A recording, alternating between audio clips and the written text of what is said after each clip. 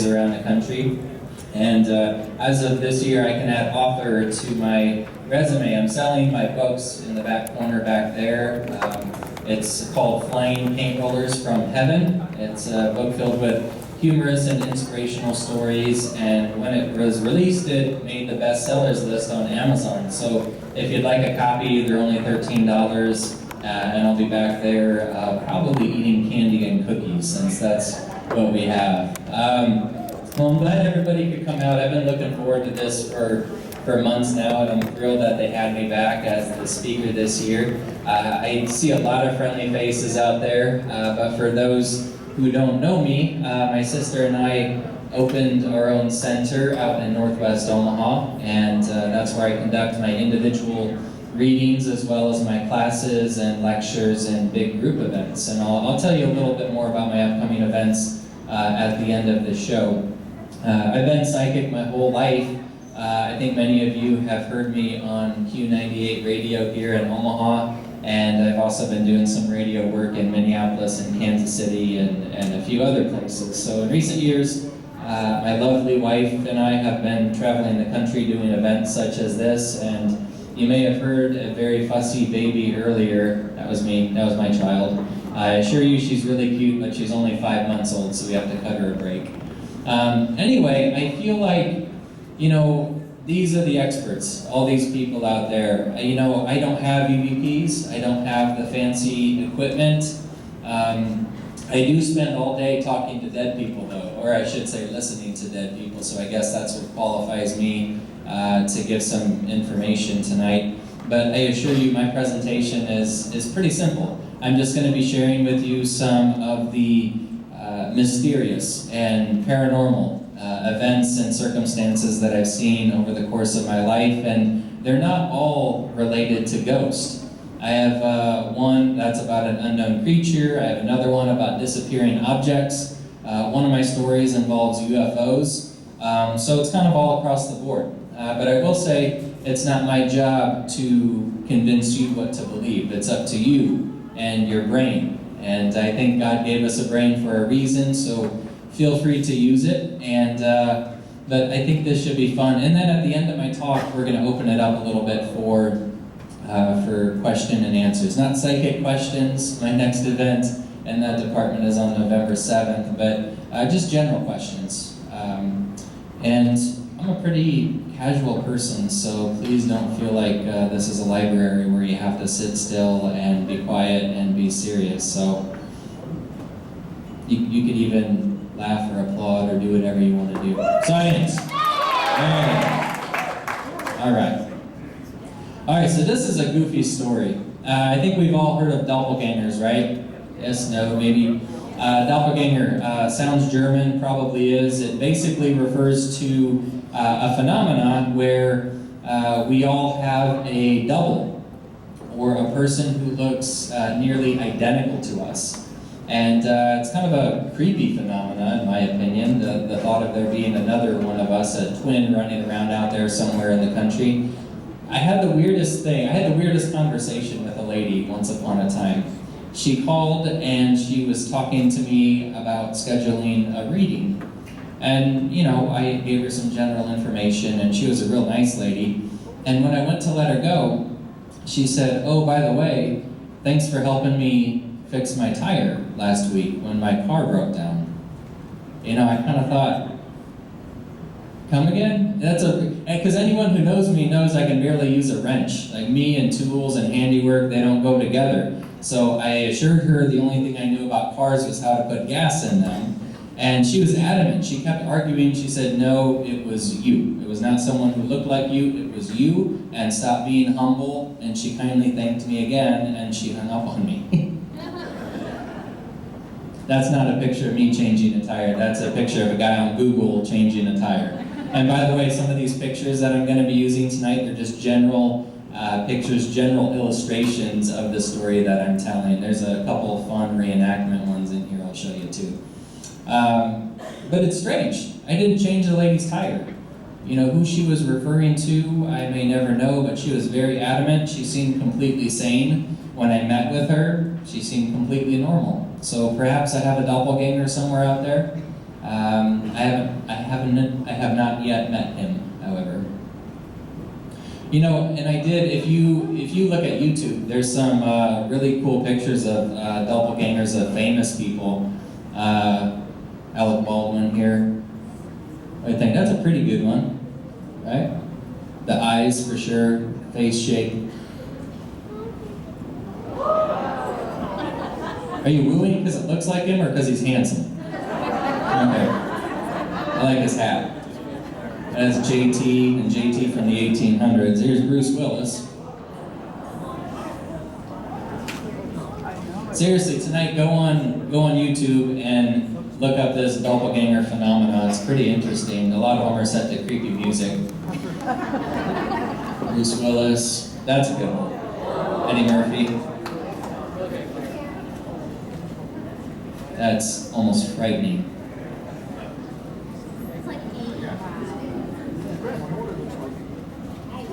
Good old Rocky Balboa. That looks like a painting from the Vatican or something from that era. Pretty dead on though, huh? Okay, the ghost who touched my hand. I still think the ghost was trying to hold my hand, but it's up for debate. That's actually a picture of me. We recreated that the other morning, my wife and I did. Guess what we used to create the mist? It's a humidifier. Yeah, humidifier. But this happened one night, honest to God, it was about a year ago. My wife and I were laying in bed, we were trying to fall asleep, and Kenzie says to me, or I hear her say out loud, "Stop, get off me." And I'm thinking to myself, she's finally lost it, because I was on the other side of the bed. But actually, she said that a ghost was playing with her hair. She felt somebody touching her hair and the back of her neck. And so this happens so frequently around our house. I mean, I believed her. I just didn't get too freaked out or too upset. You know, we've learned to live with ghosts. It's a part of my job. It's a part of our life. And so we fell asleep. And this is how I sleep. That's my part of the bed. That's actually a picture of our bedroom. And I have a tendency to dangle my right arm over the side there. And about 2 o'clock in the morning, I literally, physically felt a cold finger touch my palm and slide down my hand. You know, and everything's scarier at night, isn't it? It is, because you could experience anything during the day and you can just brush it off and find some logical excuse, some science-based excuse. There you go. But in this case, it did freak me out because I've never actually physically been touched by a ghost until that point. And I was up the whole rest of the night. But I'll never forget that. Who it was, I'll never know. We kind of felt the impression that it was that of a child. But keep in mind, and I know what you're thinking, you smart Alex out there, shouldn't I know who it was? Technically yes, but when I'm sleeping, my psychic radar is shut down, so it caught me off guard and it did startle me, to say the least. You know, it's really funny, my wife and I, we took this picture yesterday morning. We were farting around with the camera trying to recreate the scene. And we woke up yesterday morning just really excited for the Paranormal Summit. And just, we were laying in bed, we were talking about it, we were talking about tonight, we were talking about Carl, and Carl who passed away. Such a great guy, such a kind soul. And Kenzie, pretty much since the time that Carl passed away, Kenzie started asking him for signs and messages that he made it to heaven safely. And she wanted to see a cardinal. And we don't see many cardinals around our house. Our house backs up to a wooded area. We see a lot of geese, we see, you know, just a lot of brown birds and sparrows and the common stuff. We never see cardinals. But yesterday morning, right after we took this picture, we went downstairs to let our dog Zico out, and I opened the door, and I just started laughing. I said, "Honey, come here, you gotta see this." It was 4 cardinals perched right up in the tree. And I actually got a picture on my cell phone, but since all the birds were on the far side of the tree, they kind of got lost in the branches there. But 4 cardinals, as we were just talking about Carl, and cardinals is his sign for us. And that had meaning to us, you know, it made us kind of teary-eyed, and we said, "Oh, well, Carl's going to be here tonight. He's getting amped up for the Paranormal Summit too." So that was great. That was really touching, and I just thought I'd share that with you. That's a cute baby if I've ever seen one. That's our daughter, Sky. There was interesting that happened. Sky was only about a month old, and there was a thunderstorm. And Kenzie went upstairs to check on Sky. She was fussing, and she comes back downstairs and she looks white as a ghost. And she said, "You'll never guess what happened upstairs in Sky's crib." And the best that Kenzie could explain it was that there was some sort of time loop or time shift or a hiccup in the space-time continuum, because she said she never took her eyes off of Sky in the crib, but in a split second, Sky completely moved to a different part of the crib and was laying in a different position. You know, it was almost like a time jump right in front of her eyes.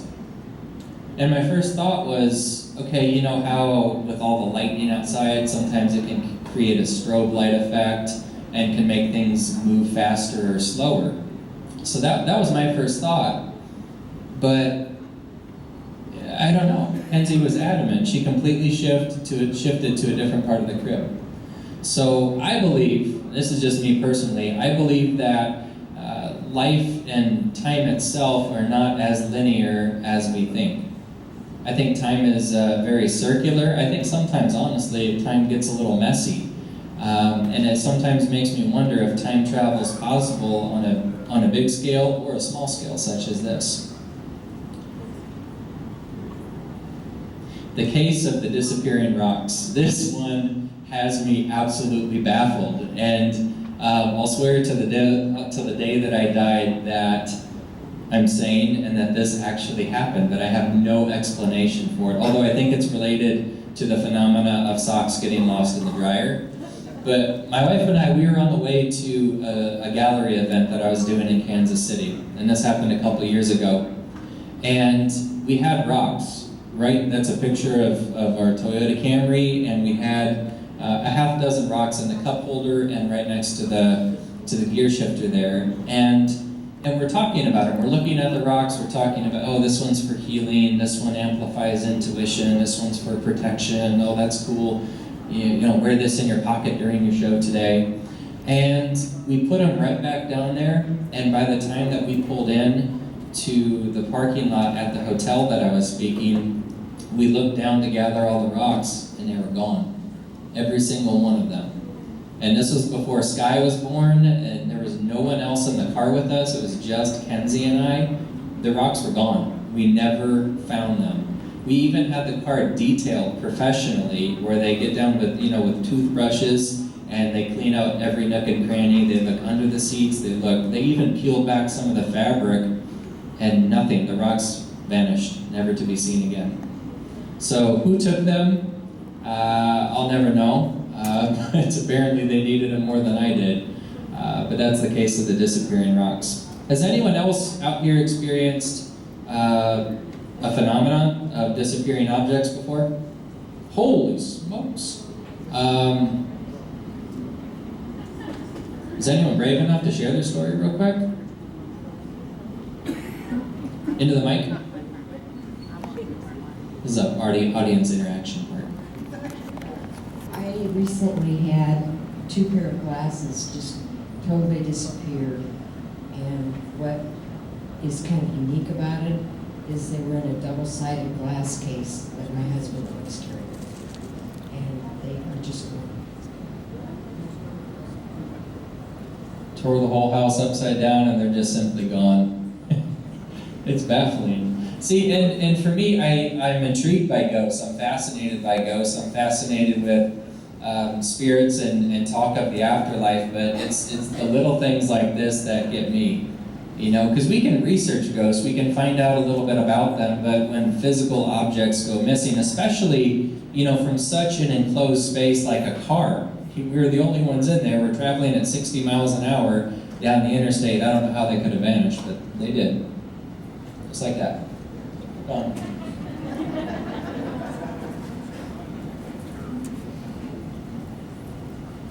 Ghost in the Darkness. Totally ripped off the title of that movie, didn't I?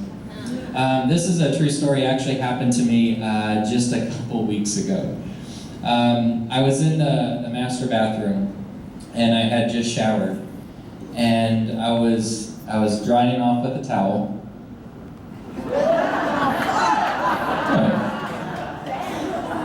Kenzie took that picture of me yesterday. Honest to God, I was drying off. You don't want to see the real picture, trust me. And as I'm drying off, I'm the only person in the bathroom, and the lights go out. And my first thought was, oh, bleep. And then my second thought was, why is Kenzie playing a joke on me? That's not funny. And then I came to my senses, and I realized the light switch is inside the bathroom, and the door was locked. And I was standing nowhere near the light switch. And so, as you can imagine, again, everything's scary, you're in the dark. So I'm standing there naked in the dark trying to find the light switch, and I've known where it's at ever since I lived in the house. But it's funny when you're scared and naked, you can't find it. And I flipped it back on, and I just stood there, soaking wet and baffled as to who that was and why they're playing jokes on me in the shower. But the funny thing is, I don't know what it is about the bathroom.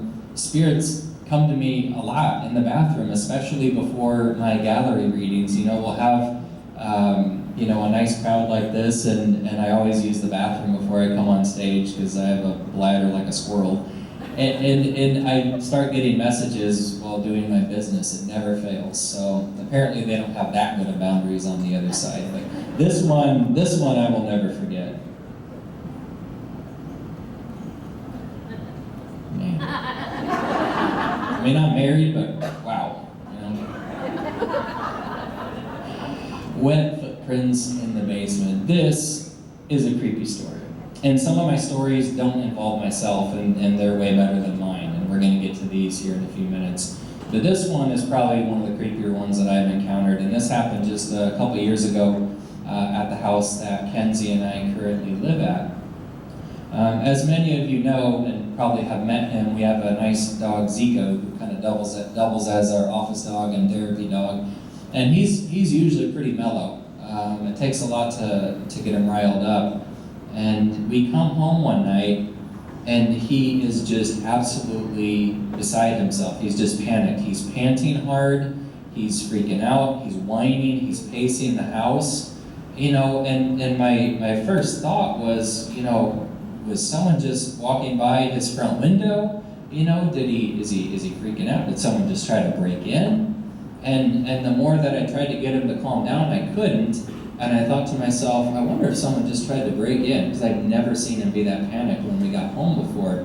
So, being the tough guy that I am, I walked around the house, and I walked into the basement to make sure that, there were no windows or doors broken, and I went downstairs in my socks, and I felt like I was stepping on something that was wet.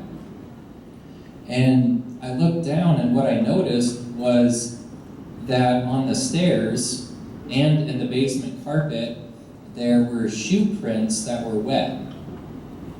Like the bottom of your, the print on the bottom of your shoes. And if you were to step in snow or come in from the rain and walk on, on light colored carpet, you can see the little dots, the little indentations on the floor that makes those patterns. And I'm down on my hands and knees, and I'm looking, and they're evenly paced out, about the pace that a regular man would go, and there's shoe prints that are wet.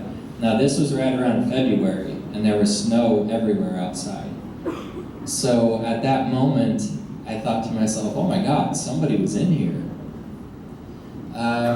But they weren't. All the locks on all the doors were still latched when we got home. I checked outside all around the basement, walk-in basement door. There were no footprints in the snow. There were no footprints coming into our house. I called all family members who would have had a key or had access to my place, and nobody was there. I even questioned my sanity, when I called my mom, who knows a little bit more about pipes and that kind of household stuff, and I had her come over, and she walked through the basement with me, and I was like, is there a leak somewhere? Is that making the carpet wet? Am I losing my mind? And she looked down and she saw it too. And we checked all the pipes and everything in the basement. Nothing was leaking. So whose footprints were they? That's my question. And we eventually got Zico calmed down. But can you imagine if this was in your basement, how unsettled you would feel? It's creepy. Really creepy. You'll like this one. And this, again, it's not so much ghostly paranormal as it is just kind of weird and cool and unexplained.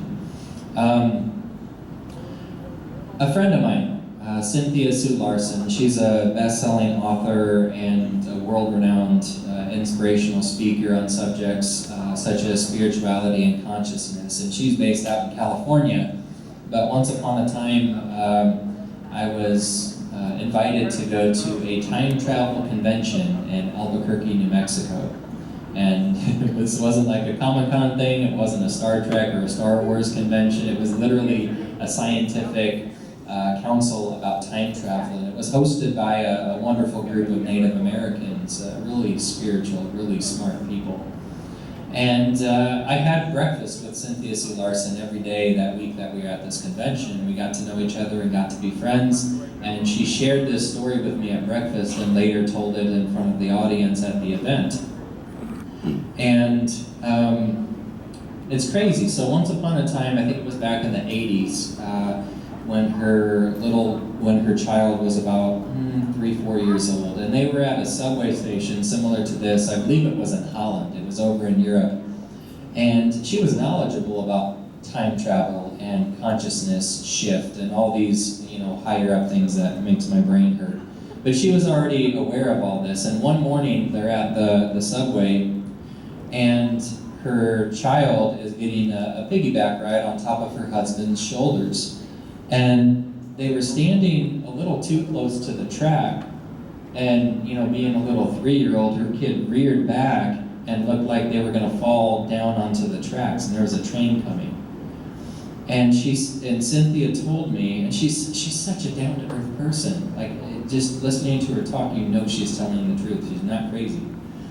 But as her child's falling, she says time froze, just like in a movie. Just like if you were listening to all these sounds and the record scratched and it just whoop, and everything froze. People in the subway who were talking and moving were frozen, and she heard dead silence. And at that point in time, Cynthia Sue told me she was able just to casually walk over and grab her child and set them on the ground so that they didn't fall down into the subway undercarriage there. And she said at that moment, it's like and everything slowly started to resume sound. People began moving and walking again, just like you would see in a sci-fi movie. And quite amazing.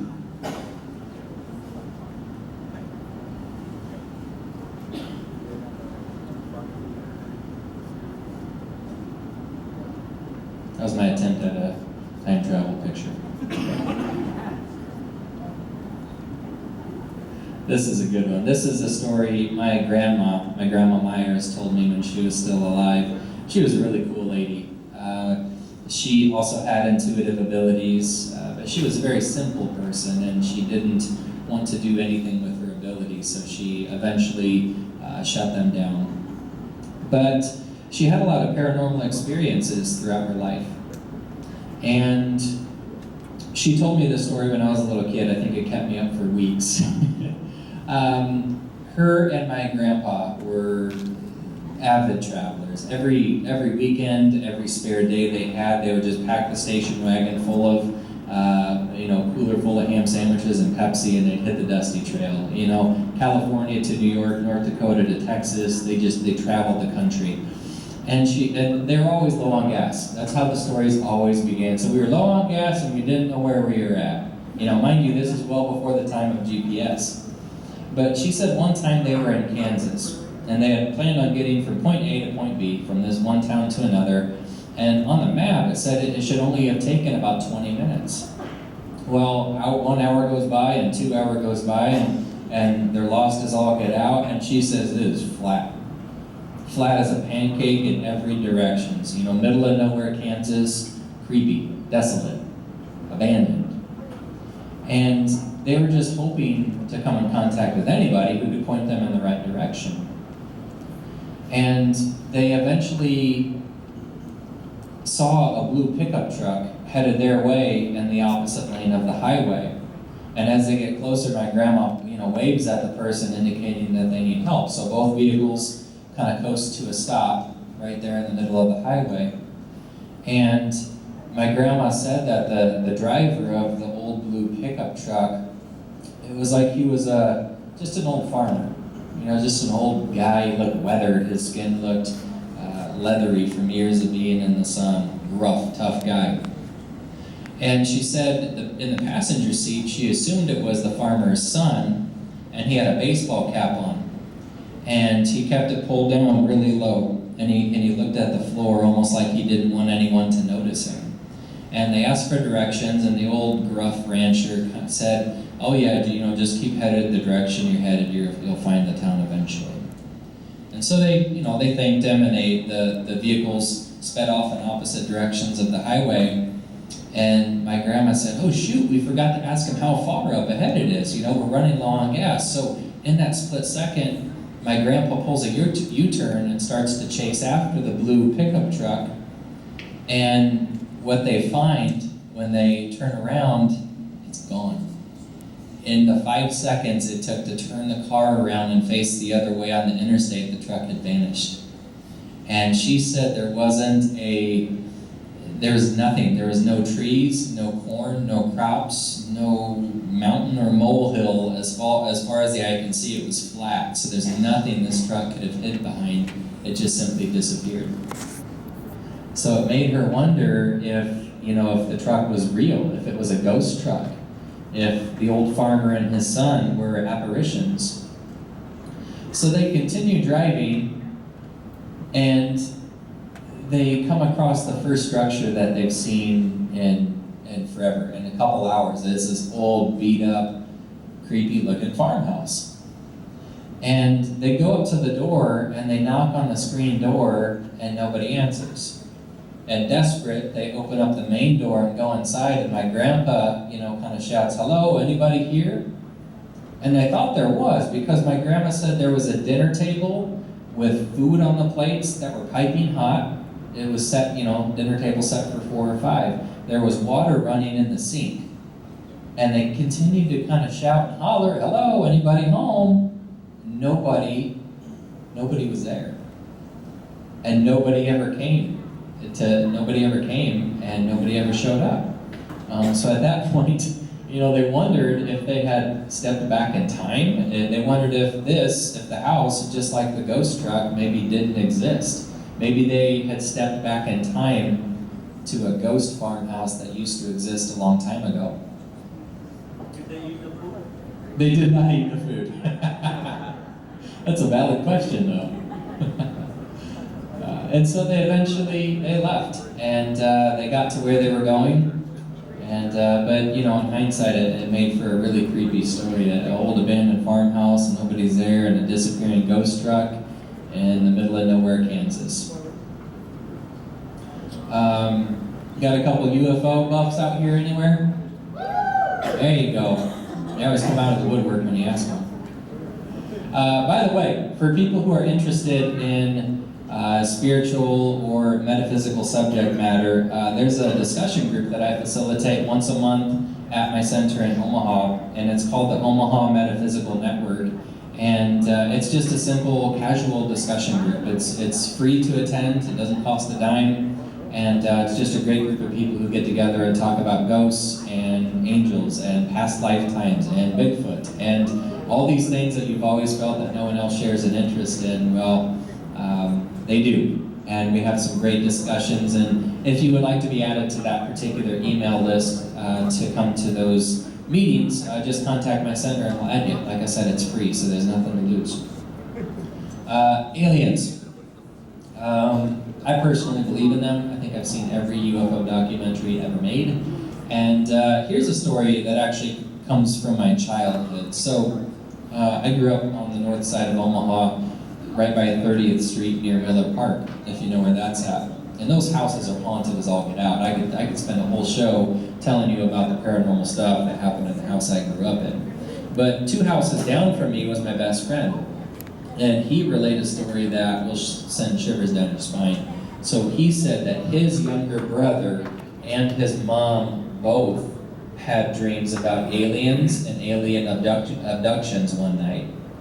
And in the morning, they both woke up with bloody noses. And the interesting correlation here is if you know anything about aliens, alien abduction, and this whole phenomena, word on the street has it that when they implant devices in humans, it's usually in your nose, and it usually causes bloody noses. So for both of them to have that dream, and it was a spooky dream, you know, and they both woke up with bloody noses, but, you know, it was a freaky night to begin with. Nobody could sleep. Everyone was irritable and agitated, and these were disturbing, traumatic, frightening dreams of alien experiments, and they happened to occur on the exact same night. Sleep well tonight. You know what I'm going to do tonight? I'm going to go home and watch cartoons. Honest to God, you got to balance out the spooky with the silly, and you don't want to go to bed with this stuff on your mind. So go home and watch SpongeBob. That's what I'm going to do. Wolf Beast. This is a pretty spooky story as well. And I recently heard this story from my good friend Craig. And I recently met the person who it actually happened to. It's Craig's friend Sam. And Sam used to live out in the Southwest. And Sam and his brother Joe were traveling through Las Cruces, New Mexico, desert country, not much out there. And so Joe's driving, and Sam is in the passenger seat. And it's nighttime, and there's wherever they were at in Las Cruces, there's not a whole lot of light. There wasn't street lights. It was pretty dark out there, just the 2 of them on the open road. And suddenly, Sam practically jumps into his brother's lap in the driver's seat, and his brother pushes him off. He's like, "Get off me, what's your problem?" And, you know, he could hardly even utter a word. He was pointing to his passenger mirror. And when they looked over, what they saw is something they'll never forget. They saw a creature who looked like a wolf, but also had human-like features in its face. It had a slightly elongated snout, had the pointed ears, a little bit of hair, but it wasn't like a werewolf, Sam said. It wasn't exactly like a werewolf. It was more human-like than that. And the creepiest thing, Sam said, the creature's right here, right outside of his window. They're going 40 miles an hour. And he said whatever this beast was, it was running on 4 legs, and then it would pop up on 2 legs and run like a person, and it would drop back down onto 4 legs and run like a dog. And as you can imagine, Joe hit the accelerator. They sped up to 60, they left this thing in their dust. And so they're panicked, their heart's racing, and after a few seconds, they kind of slow down to a normal speed again. And they look in the rear view mirror, and the thing is still chasing them, alternating between 2 legs and 4 legs. And they said the thing that stood out was not just the hair, not just the fact that this thing was human-like, but the muscles. He said, almost like a Bigfoot. If you've seen documentaries on Bigfoot, broad shoulders, muscular, powerful shoulders. And the thing caught up to them, again, and reared up on 2 legs and smashed down on the back of the bumper. And at that point, he sped up to 60 and kept going until they got all the way home. And the way that Sam said it, it was just like they were almost in shock. They squealed to a stop in the driveway. They didn't say a word to each other. They got out, ran inside, jumped in bed, and locked the doors. And in the morning, they went back out to the car, and what they noticed was 2 huge dent marks in the back bumper of the vehicle. So whatever this thing was, it wasn't their imagination. It really did rear up and smash the back of their vehicle. And a couple weeks passed, and Joe decided to sell the car. Mind you, I don't know if this is related to the wolf beast or if this is unrelated, but he sold the car, and a couple weeks later he gets a call from the police. And they say, is this Joe, do you own such and such make and model vehicle? And he said, well, I did, but I sold it a couple weeks ago. What's this all about? And the officer said, well, we found your vehicle abandoned in the middle of the desert. And, Joe said, well, it's not my vehicle anymore. And the cops, for whatever reason, they couldn't figure out what to do with the vehicle, and they asked Joe if he wanted to come get it. And he says, no, I don't want it. That's why I sold it. But just under these mysterious circumstances, it makes you wonder, what's the deal with that desert? Why did his car end up out there in the same territory as the wolf beast? So, I don't know. But next time you're in the Southwest, and you're going down a dirt road at night, I guarantee this story is going to cross your mind. I have one final story. And if you're wondering if I saved the best for last, I think I did. Creepy story. Happened to me personally. Several years ago, I was hanging out with some friends, in our college days, and we're hanging out, having a couple of beverages, and it gets a little bit later into the night, and I decided to just crash there for the night.